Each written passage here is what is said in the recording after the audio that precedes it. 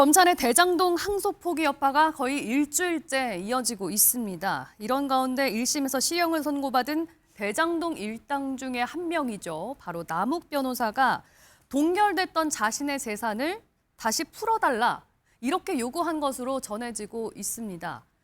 그렇지 않으면 국가배상 청구까지도 검토를 하겠다. 지금 이렇게 나온 상황이에요. 남욱 변호사가 가로수길 빌딩을 좀 가지고 있는데 이게 지금 동결돼 있는 거죠. 이런 재산들을 이제 해제해달라. 1심에서 추징금 이제 영원 나왔잖아요.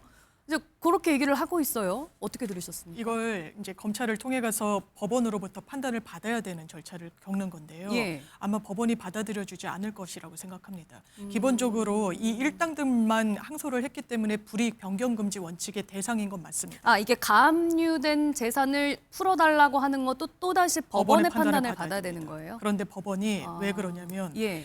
지금 형은 이 더는 강한 형을 선고하지 못한다라고 알려져 있잖아요. 예. 추징금도 그대로 머무는 것처럼 알려져 있는데 이제 검찰이 항소를 포기했기 때문에 맞습니다. 그런데 정확하게는 판사 입장에서는 이 사람한테 부여된 형이 징역형도 있고 예. 그리고 이 추징에 대한 금전적인 페널티도 있는 거예요. 그러면 징역형을 낮춰주고 이 추징금을 높이는 방향도 불이익 변경금지 원칙에 위배되지 않는다라는 판시가 있습니다. 이 말인즉슨 예. 추징금과 관련해서 항소심에서도 어느 정도 증액되는 방향으로 이 결론이 나올 수 있는 가능성이 여전히 열려 있고 그런가요? 그리고 또 하나는 이 부분 저는 국민의힘에 여쭤보고 싶은 게 예. 국민의힘에서는 안 된다, 못한다 이러지만 국민의힘 소속의 성남시장 신상진 시장께서 뭐라고 얘기하십니까? 1원도 누락되는 거 없도록 최선을 다해서 아주 선제적인 가압류하고 그러겠다. 지금 풀리기 전이잖아요. 예. 이 부분과 관련해서 가압류 조치를 하면 됩니다. 그리고 나중에 민사적인 방향으로 이 부분을 현금화해서 성남시에 귀속할 수 있는데 안 된다, 못한다. 이건 저는 정치 쟁점화하는 거라고 생각합니다. 그러니까 지금까지 알려진 바로는 검찰이 항소를 포기했기 때문에 2심, 3심이 열리더라도 두 번째, 세 번째 심이 열리더라도 1심보다 높은 형량을 받을 수는 없을 거다. 1심에서 추징금 영원을 받았으면 그 이상의 이제 형이 나올 수가 없다라고 알려졌는데 그렇지 않을 수도 있다. 조정이 가능합니다. 두 조정이 개가 가능하다? 부과되기 네, 장 때문에 변호사님 그렇습니다. 말씀하신 거는 이번 사건과는 좀 관련이 없다라고 생각을 되는 게요. 일단 특경가법이라든지 이해충돌방지법 이 부분에 대해서 무죄가 나온 것에 대해서 검찰이 항소를 안 했거든요. 그 부분에서 다투어졌을 때 항소심에서 추징금액이 올라간다거나 이럴 수 있는 것입니다. 지금으로서는 현재 나온 추징금액 안에서 마무리가 될 수 있는 상황이기 때문에 그래서 지금 남욱 변호사 입장에서는 본인의 재산이 지금 500억 정도가 동결이 되어 있는데 예. 추징금이 0원이 나온 거예요. 그래서 여기에 대해서 완전히 해제를 해달라라고 검찰에 신청을 한 상황인 것이죠. 예. 근데 이 부분은요, 결국에는 정성호 법무부 장관 저는 좀 일을 키우고 있다고 생각을 합니다. 왜죠? 이 추징에 대한 부분들에 대해서 기자들이 도어 스태핑 과정에서 물어보니까 그거는 민사적으로 처리를 하면 된다라고 이야기를 했거든요. 좀 아까 장 변호사님도 잠깐 말씀해 주셨습니다만 성남시에서 이미 민사소송을 진행을 하고 있어요. 그 예. 피고 중에는 지금 피고인들뿐만이 아니라 이재명 대통령도 포함이 되어 있습니다. 공범으로 지정이 되어 있기 때문인데 근데 이게 결국 검찰에서 4년 동안 재판을 했음에도 불구하고 금액을 특정하지 못했다라는 것이죠. 예. 근데 민사는 원고에게 입증 책임이 있어요. 성남시에서 이것을 과연 입증을 할 수 있을 것인가 좀 의문점이 있는 것이죠. 예. 결국 검찰에서 항소심에서 다시 한번 금액을 특정해서 특경가법이 적용될 수 있도록 특경가법이 적용되면은 최대 무기징역까지도 갈 수 있고 추징금액도 올라갈 수 있는 부분들이 있기 때문에 이 부분에 대해서 한 번 더 노력하겠다라고 이야기를 했던 것이고 지금 검찰 수사팀은 전원 일치된 의견으로서 항소 의견을 줬다라고 하잖아요. 예. 그거는 항소심에서 금액 특정할 수 있다. 특경가법 유죄 나올 수 있는 자신이 있다라는 판단이 있었던 것으로 보이는데 그것을 지도부가 항소를 하지 못하도록 했고 항소를 하지 못하도록 한 어떠한 법적인 근거에 대해서 이야기를 전혀 하고 있지 못하기 때문에 일이 커지고 있는 것이다라고 말씀드립니다. 예. 그러면은 이 부분은 좀 어떻게 정리를 해볼 수 있을까요? 일단 정성호 법무부 장관 그리고 여권에서는 민사소송으로도 추징금을 받을 수 있다라고 했는데 이 부분은 가능한 겁니까? 글쎄요, 뭐 쉽지는 않은 상황이에요. 예. 그러니까 4년 동안 지금 검찰이 수사해서 특경법 적용해서 유죄를 못 받아냈잖아요. 예. 그런데 민사소송에서 과연 얼마만큼 받아낼 수 있을까? 그 부분은 애초에 검찰의 수사의 포인트가 이 불법 재산의 어떤 환수 쪽에 포인트가 있는 게 아니라 예. 애당초에는 50억 클럽에 대한 수사라든지 여기에 포인트가 있었잖아요. 예. 그런데 윤석열 정부 들어서면서 한동훈 법무장관 들어서면서 수사의 방향이 이재명 대통령의 행정 배임으로 방향이 바뀌었습니다. 예. 그러다 보니까 정작 이 범죄 수익을 갖다가 확정하고 그것을 추징하는 쪽의 수사는 굉장히 더디게 이루어졌고 예. 그 결과 1심의 판결이 이렇게 난 거예요. 특경법에서 무죄가 나온 겁니다. 근데 예. 그런 점에 있어서는 물론 뭐 또 다른 방법으로 민사소송이라든지 여러 가지 방법을 통해서 최대한 그 수익을 환수할 수 있는 방법이 있다면 환수해야 되겠지만 예. 지금 현재로서는 쉽지가 않은 상황인 것 같아요. 그 부분은 이제 민사소송을 뭐 지금 일단 성남시장이 민사소송 하겠다라고 해놓은 상태이기 때문에 예. 진행되겠지만 뭐 국민들 입장에서야 그 돈이 다시 환수돼서 성남시로든 공공으로 다시 돌아오는 게 예. 반가운 일이지만 현실적으로 만약에 그럴 가능성이 있었으면 지난 1심 판결이 그렇게 나왔겠느냐. 네. 그런 점에서는 뭐 비관적일 수밖에 없는 게 현재의 분위기 아닌가 싶어요. 돌려받기가 쉽지 않을 거다. 이번에 대장동 사건에서 검찰이 항소를 포기하면서 가장 큰 논란의 중심이었던 것 중에 하나가 바로 수천억 원대 이 추징금 범죄 수익을 돌려받지 못하게 된 건 아니냐 했는데 이게 결국에는 좀 이제 현실화되고 있는 것 같아요. 남욱 변호사가 이 재산마저도 이제 동결됐던 거를 돌려달라고 하면은 이제 더 이상 받을 방법이 없어지는 겁니까? 저수지에 있는 돈을 끄집어 내오려고 했는데 예. 검사들은 그걸 못하게 막은 것 아니겠습니까? 그것이 항소 포기의 가장 핵심적인 안타까운 부분이라고 생각하고 그 피해가 누굽니까? 결국은 성남도시개발공사가 법적으로는 피해자지만 그 이면에는 성남시 주민들 아니겠습니까? 예. 그러면 법의 정의가 사라진 것이죠. 그러면 법을 지키는 본질적인 사법부는 법무부 장관, 검찰, 그리고 검찰총장 대행 예. 이런 분들 그리고 법무차관 이런 분들이 사실은 우리 국민들을 대신해서 대통령이 임명하고 네. 대통령이 임명한 사람들이 이 각각의 나름대로 각각의 분야에서 이런 것들을 지켜주는 것이 절차적 민주주의 아니겠습니까?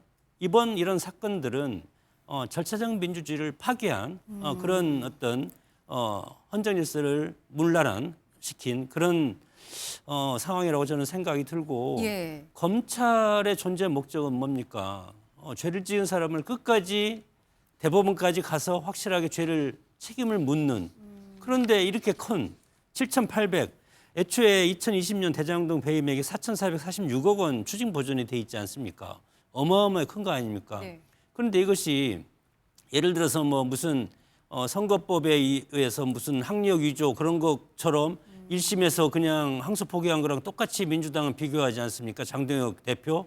그런 거랑은 차원이 다르고 이것은 성남 시민들 그리고 우리 국민들을 향한 예. 대장동 일당의 파렴치한 그런 범죄 행위인데 네. 결국은 이것이 호수에 숨어 있는 돈이 다시 호수로 들어가게 생겼으니 예. 그런 것들은 사실은 어떻게 보면은 우리 뭐 검찰이라든가 사정 당국에서 석고대죄해야 될 그런 문제라고 생각이 듭니다. 예.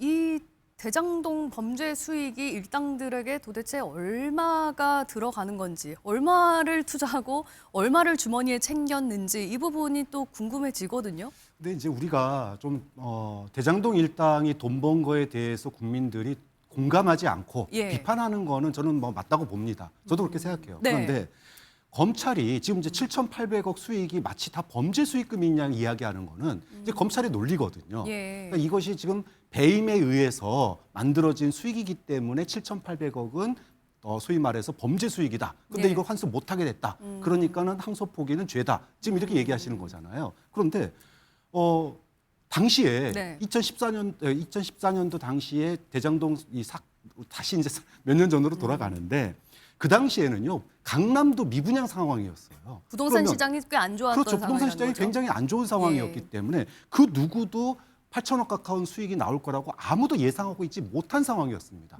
자, 그런 상황에서 당시에 성남시에서는 2천억의 수익을 갖다가 확정 수익을 받고 네. 이득이 생기면 2천억은 성남시 수익이고 손해가 생기면은 다 대장동 지금 업자들이 손해를 감수하는 걸로 그렇게 계약이 맺어진 거거든요. 네네. 근데 이걸 갖다가 배임으로 만들어 가지고 거기서 누구도 예상하지 못했던 네. 엄청난 수익이 나오니까 이제는 이게 이제 범죄 수익이라고 얘기하는 거예요. 예. 검찰이 그 논리를 가지고 특경법을 적용했다가 지금 사실은 패소한 거 아닙니까? 그런 점에서 7,800억이 범죄 수익이고 그거 환수하지 못하면은 마치 범죄 수익을 환수하지 못한 정의가 죽은 것처럼 얘기하는 것은 예. 검찰이 만들어 놓은 프레임이다. 좀 그런 점에서 실제로 범죄 수익으로 어떻게 범죄 수익을 어떻게 정할지 예. 이 부분은 검찰이 그동안에 너무나 소위 말하면 프레임 설정을 잘못한 거 아니냐라고 하는 비판도 있다라는 걸 좀 잊지 않았으면 한 좋겠습니다. 말씀만 좀 드리고 싶은데 최초 기소를 검찰이 했지 않습니까? 죄가 있다고.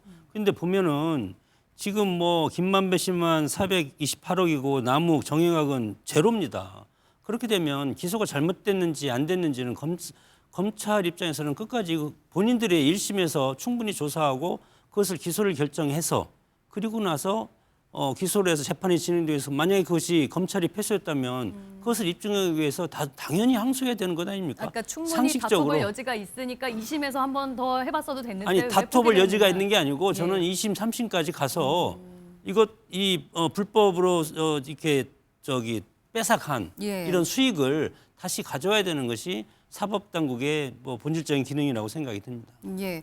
그러니까 이제 교수님 말씀은 대장동 개발로 얻은 이익으로 알려진 7,800억 원이 모두 다 이제 범죄 수익이라고 보기에는 좀 힘들다. 왜냐하면 그 당시에 부동산 시장이 굉장히 안 좋았었고 그게 수익이 날지 마이너스가 될지 이 부분은 이제 결과론적으로 봤을 때 엄청난 수익을 가져왔기 때문에 이 모든 게 이제 다 불법인 것처럼 검찰에서는 보고 있는 거 아니냐 이제 이런 말씀이시거든요. 그렇죠. 7,800억이라고 검찰에선 봤습니다만 결국 예. 법원에서는 이게 특정되지 않았다고 본 거 아니겠습니까? 그렇다면 항소심에서 검찰이 다시 한번 입증을 했을 때 7,800억 전액이 나오지 않을 가능성도 있어요. 당연히 그럴 수 있는 것이죠. 그런데 그 과정에 있어서 검찰에서는 이제 지금 아예 특정을 못했던 부분에 있어서 일부라도 특정을 할 수 있다면 그건 역시도 결국에는 환수할 수 있는 가능성들이 있는 것이고 예. 이 과정에서 노력해서 조금이라도 더 이것을 늘려놔야 민사소송 같은 경우에는 이미 성남도시개발공사에서 1년 전에 소송을 제기를 한 상황이지만 이게 형사소송이 진행되고 있으니까 민사가 중지가 되어 있는 상황이거든요. 예. 왜냐하면 입증하기가 어렵기 때문에 형사 판결문을 끌어다 쓰는 것입니다. 네. 근데 지금 같은 경우에는 특경가법 부분이 아예 무죄가 났기 때문에 성남시에서 이걸 끌어다 쓸 게 없는 거예요. 항소심에서 조금이라도 늘어나면 그것을 가져다가 성남시에서 지금 입증이 실질적으로 어려운 부분이 있지만 그것을 가지고 입증을 해서 받아낼 수가 있는 것이죠. 이렇게 한 번 더 기회가 있는 것이고 예. 수사팀 검사들 같은 경우에는 전원일치, 만장일치로서 항소하겠다. 그러면은 특정할 수 있다는 자신감이 있는 것인데 이것을 왜 어떤 이유로서 눌러낸 것인지 이 부분이 분명하게 밝혀져야 된다고 말씀을 드리는 겁니다. 예, 검찰이 발견해낸 추징금도 사실은 알려진 것보다 좀 일부인 거죠. 이게 다 추징을 해온 건 아닌 거죠. 그 금액 중에서도 또 지금 동결된 자산을 남욱 씨는 이걸 해제해달라, 자신한테 다시 네. 돌려달라, 지금 이런 거거든요. 그런데 이 사건 잘 봐야 됩니다. 예. 1차 수사가 있고 2차 수사가 있었어요. 처음에 공소장에 그러면 검찰이 7천억, 막 8천억 이렇게 썼을 것 같으십니까? 아니요. 651억 원이라고 특정했습니다. 플러스 불상액이라고 했어요. 네. 그걸 나중에 공소장 변경으로 4,895억 원. 이거는 사실 비교할 수 없는 액수입니다. 예. 그러면 왜 이렇게 증폭했을 것인가? 그 사이에 변수가 하나 있었죠. 윤석열 정부가 출범했습니다. 이재명 대표에 대한 이 가속도가 붙은 수사가 있었어요. 예. 이 부분과 관련해서 7,800억 다 추징할 수 있는데 왜 추징하지 않았냐. 국민의힘 그렇게 말씀하시잖아요. 교수님 말씀 주셨다시피 이게 대장동 일당이 얻은 전체 수익을 이걸 추징해야 된다는 겁니다. 그럼 법원이 이게 이해충돌방지법과 연동된 금액이거든요. 예. 왜 무죄를 설시했는지 아십니까? 수사 그렇게 하면 안 된다는 거예요. 왜냐하면 대장동 일당들이 처음에는 651억 원으로 배임으로 기소가 됐습니다. 예. 그럼 더 이상 수사는 못하는 거예요. 배임과 관련해서. 왜냐하면 그때는 재판의 시간이기 때문에 대립 당사자로서 검찰과 대장동 일당들이 법리를 겨루는 겁니다. 네. 근데 검찰이 어떻게 했느냐. 이 배임과 쌍둥이 사건인 이해충돌방지법. 이거는 내부 기밀을 빼돌려서 했다. 이거 배임의 연장선상에 있는 거예요. 이런 식으로 수사하면 안 되는 겁니다. 이미 네. 기소가 된 피고인들을 다시 피의자로 해서 재판 과정 중에 계속 불러내고 이때 나왔던 게 회유했다. 입에 담지도 못할 말로 이 우리가 압박을 당했다라고 대장동 일당들이 이야기하고 있는 거예요. 예. 그러니까 이거 증거로도 못 쓴다고 법원이 판단을 했습니다. 수사 이렇게 하지 말라고 한 거예요. 수사팀 전원이 항소 의견 냈다? 아닙니다. 1차 수사팀의 검사들이 언론 인터뷰에서 2차 수사팀으로부터 철저하게 우리 의견이 패신당했다. 2차 수사팀은 윤석열 한동훈 체제의 검사들이고 이 부분과 관련해서 우리는 동의하지 않는다. 이렇게 얘기하고 있습니다. 이거 항소 갔으면 뒤집어졌을까요? 그렇지 않습니다. 국민의힘에 여쭙습니다. 장동혁 대표 이 3천만 원 정도의 재산을 누락했다는 그런 혐의로 공직선거법 기소가 됐습니다. 무죄 받았습니다. 그때 검찰 항소하지 않았습니다. 거기에 대해서 문제의식이 없으니까 원희룡 전 장관 비슷해서 의원직 유지할 수 있었습니다. 검찰이 아주 유사한 은수미 민주당 당적을 갖고 있는 지자체장이었죠. 항소했습니다. 여기에 대해서는 함구하십니까? 여기에 대해서는 왜 선택적으로 침묵하시는지 여쭙습니다. 예, 알겠습니다. 혹시 여기 하실 말씀? 네, 이러한 사건에 있어서 이런 공직선거법이라든지 이 사건들을 가지고 오는 것은 굉장히 맞지 않다라고 생각을 하고요. 국민들께서 이 사건에 대해서 분노하고 계시는 것은 7,800억 여기에 대해서 검찰은 맞다라고 판단을 했는데 결국에는 법원에서 그렇게 판단을 하지 않았잖아요. 그럼 항소심에서 한 번 더 여기에 대해 다퉈볼 수 있는 여지가 있는데 왜 이것을 검찰을 넘어서서 적어도 법무부 측에서의 압박이 있었다라는 건 이건 여기까지 드러난 건 아니겠습니까? 왜 예. 이런 형태로 가야 되는 것인가? 그리고 이렇게 이례적으로 항소 포기를 한 부분들 결국에는 검찰 그리고 법무부 대통령실 여기가 다 책임을 전가하고 있는 상황이잖아요. 이렇게 이야기를 하는 것 자체가 이 항소 포기라는 결정이 잘못됐다는 것을 스스로 인정하고 있기 때문에 책임을 떠넘기고 있는 것이거든요. 이런 예외적인 결정을 하는 데 있어서 이 판결문에 이재명이라는 이름이 400여 차례 등장했다는 것 이것이 과연 무관한 것인가? 국민들께서는 이 부분에 대해서 묻고 계시는 겁니다. 알겠습니다. 한편 이 검찰의 대장동 사건 항소 포기 논란 끝에 노만석 검찰총장 대행이 결국에는 물러났죠. 어제 퇴임식이 있었습니다. 장면이 어땠는지 먼저 보고 오시겠습니다.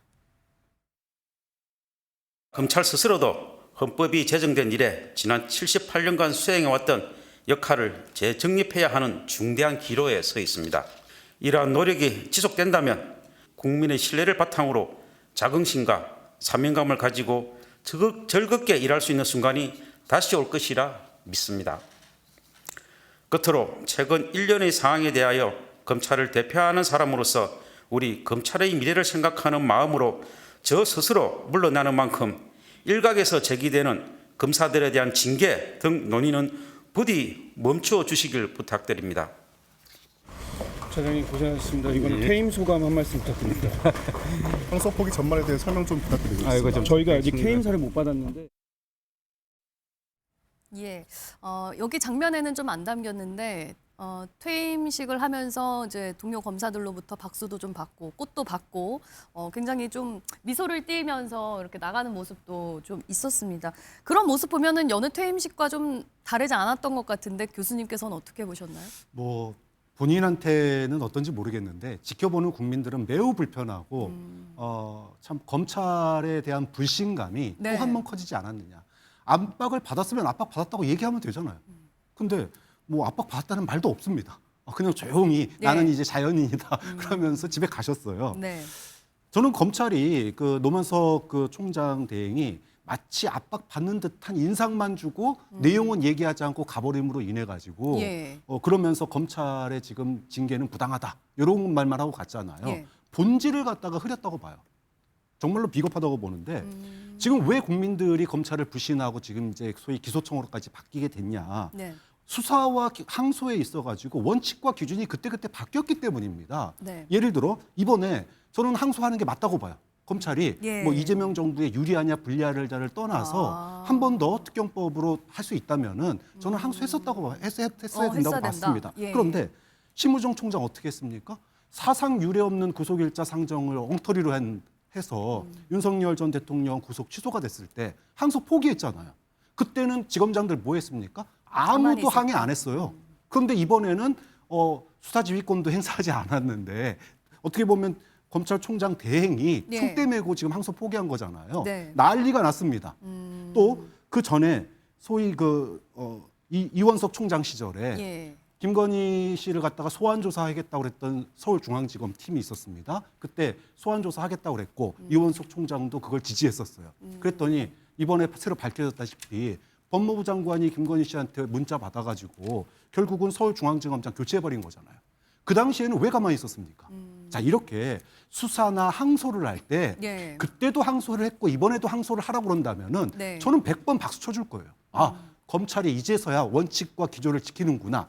근데 그때는 가만히 있고 이제는 포기한다고 난리치고 이러면 국민들이 이러니까 권력의 개처럼 정말로 권력에 그때그때 알아서 눕고 네. 그리고 자신들의 이해관계만 챙기는 이런 모습이 네. 오늘날의 불신을 낳았고 그 대표적인 인사로 마지막 정점을 찍은 게 노만석 총장 대행 아니냐. 네. 그런 점에서 본인은 명예롭게 퇴진했는지 모르지만 지켜보는 사람들은 아 역시 검찰은 안 되는구나. 예. 이걸 또 한 번 보게 된 지점 아니라는 거죠. 예. 근데 그 부분에 대해서 한 가지만 좀 팩트 체크를 할게요.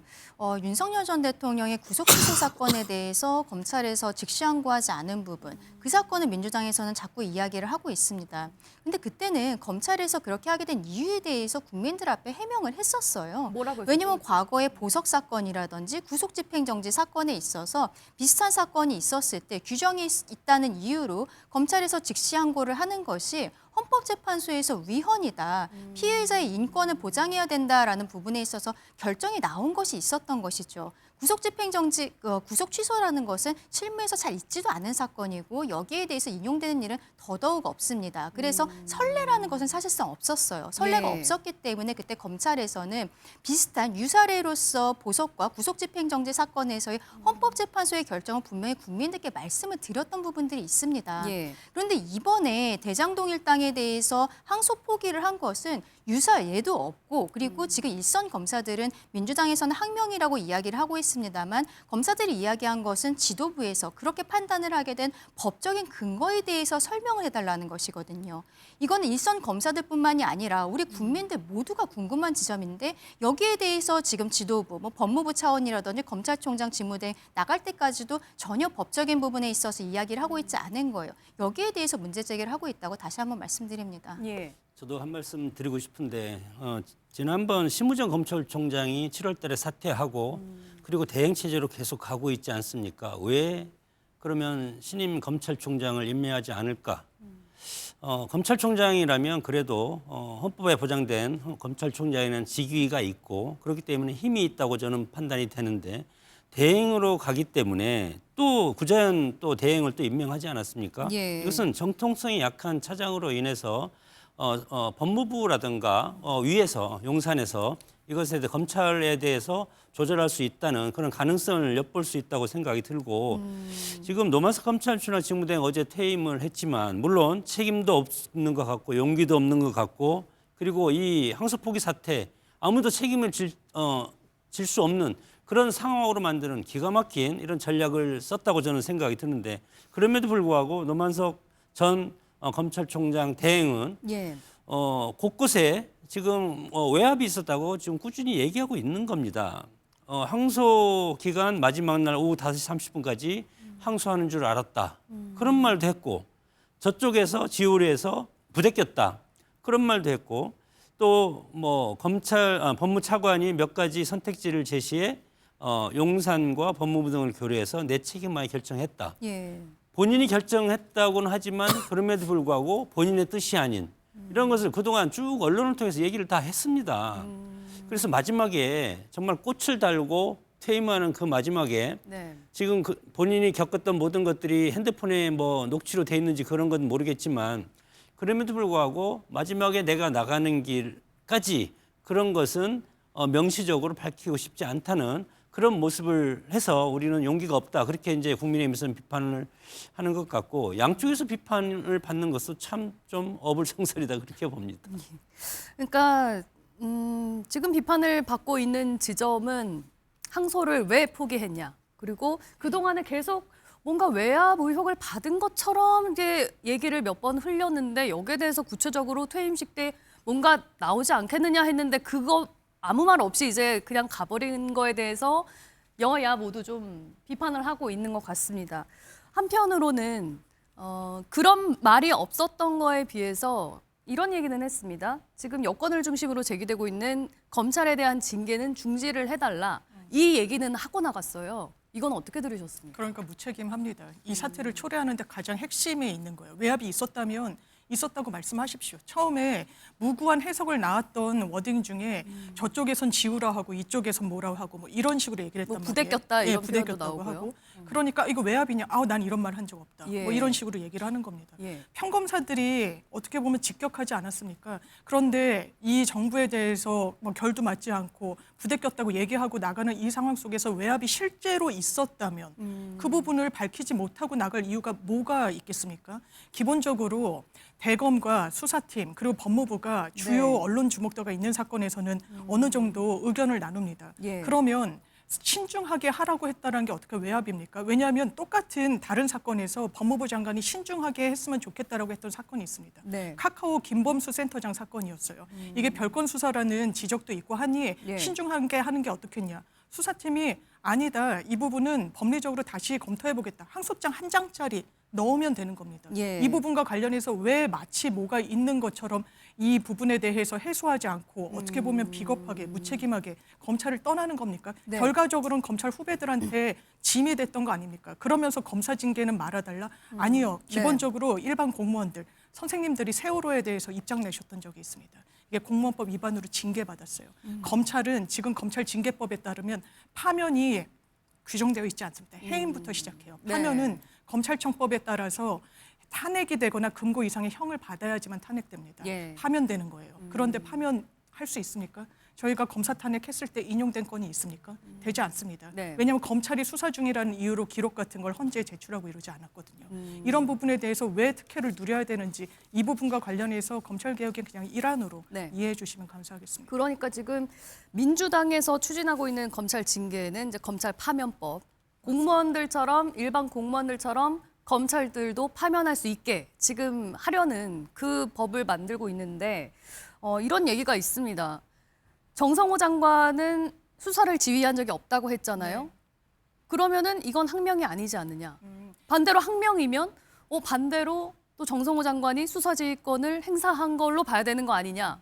이것 때문에 조금 앞뒤가 안 맞는다 이런 얘기가 나오는데. 정확하게 법률상 수사지휘권을 행사하기 위해선 서면으로 해야 됩니다. 예. 그리고 이 부분과 관련해서 행정행위이기 때문에 문서로서 하도록 돼 있어요. 네. 그냥 이 교섭 과정과 이 수사권 행사를 하는 건 완전히 달라서 이건 수사권 지휘를 한 건 전혀 아니라는 점. 예. 그리고 항명이란 이야기는 왜 나오는 겁니까? 이를테면 김건희 씨를 부르겠다고 했을 때 서울중앙지검장을 교체했습니다. 심지어 친윤검사였어요. 송경호 예. 검사. 네네. 이 부분을 이창수 지검장으로 바꿨죠. 검찰에서 문제의식 드러냈습니까? 예. 아니요. 오히려 김건희 씨에 대해서 4시간 가까이 무혐의를 줬습니다. 그 수사가 고검에서부터 다 뒤집어지죠. 네. 거기에 대해서 왜 얘기하지 않습니까? 구속 취소는요. 강 변호사님이 말씀 주셨던 그 인권을 했던 케이스와 이 케이스는 완전히 다릅니다. 예. 대검에서 난리가 난 거예요. 우리 앞으로 시간으로 이 구속 기간을 산정해야 되냐. 대검에서 지침을 내립니다. 윤석열을 제외한 나머지 피의자들은 원래대로 하라고. 이게 정의입니까? 그때 검찰은 뭐라고 얘기하고 있었습니까? 항명이라고 이야기하는 건 이 맥락이 있는 겁니다. 예. 이게 국민 눈높이에 맞는 검찰의 목소리라고 국민들이 판단하고 계실까요? 전 아닐 거라고 생각합니다. 예. 노만석 대행이 물러나고 나서 곧바로 이제 후임 검찰총장 대행이 임명이 됐습니다. 구자연 서울고검장이 임명이 됐는데 이 시기도 굉장히 빠른데 이분의 이력을 좀 보니까 네. 법무부 대변인 출신이에요. 그렇죠. 그게 바로 추미애 전 장관이 장관이던 시절에 그리고 박범계 장관 때도 지도부에 백범기 있었고 장관 때도 있었고. 네, 이런 것들을 보았을 예. 때는 결국에는 코드 인사를 했다라고 생각을 합니다. 어쨌든 노 대행이 나간 이후에 어떻게 보면 검찰총장 자체를 정식으로 임명할 수도 있는 것인데 네. 이번에도 대행 체제로 가려는 것으로 보이거든요. 이것은 아마도 그런 부분들이 있지 않을까 싶습니다. 검찰총장으로서 임명이 되면은 더 이상 올라갈 자리가 없어요. 그런데 대행으로 갔을 경우에는 내가 정권의 입맛에 맞게 행동을 해주면은 나를 검찰총장 정식으로 임명해 줄 수 있지 않을까 이런 생각을 저는 당연히 할 수밖에 없을 없을 것이라고 생각을 합니다. 구자현 서울고검장이 그대로 검찰총장이 될 수도 있다고 보시는 건가요? 아니 나중에 본인 입장에서는 정식으로 검찰총장으로 임명이 될 가능성들이 있게 되는 이런 부분에 대해서 기대를 할 수 있지 않을까, 그런 형태의 인사가 아닌가라고 말씀을 드리는 건데요. 예. 어쨌든 지금 민주당과 정부에서는 검찰을 내년에는 폐지를 하겠다라고 이야기를 하고 있고, 네. 그리고 그 과정에 있어서 보안 수사권의 문제가 앞으로 굉장히 뜨거운 감자가 될 것으로 보입니다. 그렇기 때문에 이번에도 노만석 대행이 법무부 차관과의 통화 과정에서 3가지 선택지를 받았다. 뭐 결국엔 다 항소포기로 가는 일이었지만 그 중에 하나가 보안 수사권에 대해서 남겨놓는 것에 대한 딜이 있었던 것이 아니냐, 이런 이야기들이 그래서 나오는 것이거든요. 지금 이러한 상황에서 아마 민주당과 지금 정부 입장에서는 검찰이라는 조직은 본인들의 존폐가 걸려 있고 또 보안 수사권에 문제가 있기 때문에 완전히 믿을 수 있는 사람은 없다라고 생각하고 있는 것이 아닌가 싶습니다. 그래서 네. 지금 형태로서도 뭐 인사이동이 있지만 완전한 형태의 임명을 하지 않는 것은 지금 어떻게 보면은 본인들의 입맛에 맞게 충성 경쟁을 시켜서 그 이후에 인사를 다시 한번 하겠다라는 것을 보여주고 있는 것이 아닌가, 그렇게 생각합니다. 예, 지금 참 검찰의 속내도 굉장히 지금 복잡할 것 같습니다. 이제 1년도 안 남았죠. 검찰청이 폐지될 위기에 놓였고, 이런 상황에서 검찰총장은 공석이고 대행을 이제 임명을 했어요. 이 이유는 어디에 있다고 보세요, 박 교수님께서? 뭐 일단은 지금 뭐 검찰이 발전하고 있는 상황은 아니잖아요. 검찰 내부에서 보면 예. 말 그대로 검찰이 해체되고 있는 상황입니다. 그런데 그동안에도 이제 논란이 있는 상황이었고, 이제 기소청으로의 전환 가운데 네. 검찰의 위상과 역할이 사실은 이제 앞으로 많이 변해야 될 상황이고, 이런 상황에서 사실은 검찰총장에 새롭게 앉힌다라는 게 쉽지 않은 것 같아요. 저는 대행 체제가 조금 오래 갈 수도 있겠다, 그런 생각이 들고, 예. 일단은 검찰이 안정돼야 됩니다. 그러니까 네. 지금 되게 유동적이고 마치 이제 외압이 있었던 것처럼 지금 얘기가 나왔고, 거기에 따라서 집단 항명이 되고 있는데, 네. 다른 조직들은 예를 들어 경찰국 설치 때 총경회의 주도했던 분들 어떻게 됐습니까? 징계받아서 나갔잖아요. 그거 돌이켜 보면 대한민국 공무원 중에 단체로 이렇게 집단 행동하는 공무원이 검찰 말고는 없습니다. 네. 다른 데는 다 징계당하고 해고돼요. 좀 그런 점에 있어서 일단은 조직의 안정을 꾀하고, 조직이 안정되고 난 이후에 기소청으로의 전환 과정에서 네. 기소청장을 임명하는 게 우선일지, 아니면 검찰총장으로 검찰총장 앉혀놓고 몇 달도 안 돼서 기소청장 하시오 하면은 네. 검찰총장 되시는 분이 참 좋아 안 하실 것 같거든요. 예. 좀 그런 점에서 어느 정도 기소청에 대한 검찰 내부의 그 위상 역할, 이 부분이 정리가 되고, 예. 그랬을 때 청장을 임명하는 게 맞는지, 아니면 그러니까 검찰총장으로 임명하는 게 맞는지, 아니면 대행. 그래서 기소청장으로 가는 게 맞는지, 아, 예. 이 부분은 가닥이 잡히고 난 뒤에 행사를 해야 될 가능성이 있다고 봅니다. 예, 알겠습니다. 한편 지난 수요일에는요, 국회 법사위에서도 이 대장동 항소포기 논란이 쟁점이 됐습니다. 그날 어떤 얘기들이 오고 갔는지도 한번 보고 오실까요? 문득 2021년 국감 때 스타로 떠올랐던 대똥이가 소환이 되는 느낌입니다. 여러분들 대똥이를 기억하십니까? 예, 지금은 이제 여기 데리고 오고 싶었는데 셀럽이 돼갖고 몸값이 비싸서 그냥은 못 나오겠답니다. 대똥이를 간단히 소개만 드릴게요. 제가 대장동 근처에서 데려온 반려견인데 이렇게 뭔가 양탈을 쓰고 나왔어요.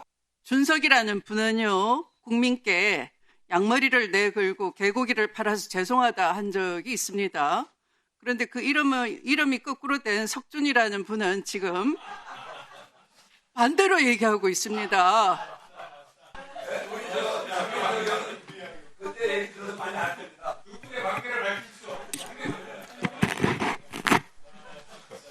어제 저녁 늦게 그동안 우리 제 캐비넷 안에서 잠자고 있던 대똥이가 깨어났습니다. 여러분 앞으로 대똥이 보실 일이 자주 있을 겁니다.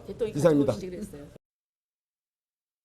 예, 추미애 법사위원장이 평소에 굉장히 이제 근엄하게 위원회를 이제 주도하는데 우참이라고 해야 될까요? 이제 웃음을 어쩔 수 없이 이제 참는 장면까지 보였습니다. 그 이유가 지금 송석준 의원이 과거에도 이제 본인이 계속 끌고 왔었던 한 인형이 있는데, 이제 대장동 관련해서 이 이슈를 조금 강조하기 위해서 계속 얘기를 하다가 결국에는 이제 저 웃음이 나온 것 같습니다. 어떻게 보셨습니까, 장 원장님? 글쎄 뭐 대통령이 좀 뭐 지금 처음 들었는데 지난 그 국감 때 저 장면을 제가 보지 못했고 지금 처음 보는 장면인데 예. 상당히 신선한 부분 아니겠습니까? 뭐 갑옷도 입고 나오고 배추도 들어서 나오고 쌀도 가지고 나오고 그렇지 않습니까?